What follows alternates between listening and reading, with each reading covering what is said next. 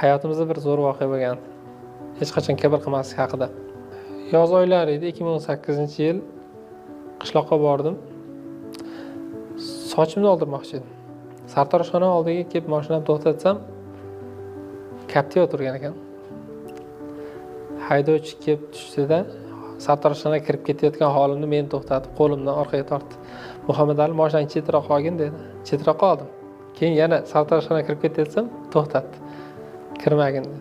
Tinchlikmi desam, ichkarida hokim bu sochini olyapti dedi. Ha, xo'p, nima qilib kirsam desam, itam-bitam alkasham kirib ketaversa, hokimning obro'si qoladimi dedi. Shu gap juda qattiq ta'sir qilib ketgan. Menga hokimning haydovchisi aytayotgan gap bu hali. Keyin prezident aytayapti, subordinatsiyani yo'qotinglar, hokimlar xalq orasida yursin, suhbatlashsin deb. Nimaga uncha yuqori olasizlar desa, yo'q, mumkin emas dedi. Keyin ancha ish yerda gaplashgan bo'ldik.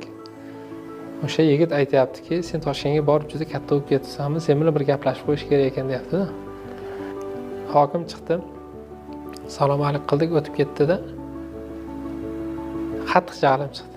Oradan 40 kun ham o'tgani yo'q. Sentyabr oylari, 16-sentyabr kuni ham esimda ekan. Men qo'ng'iroq bo'lib qoldi.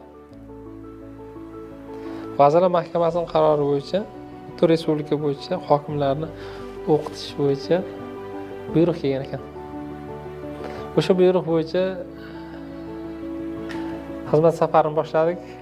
Ajibki, eng birinchi safarimiz Jizzaxga bo'lgan.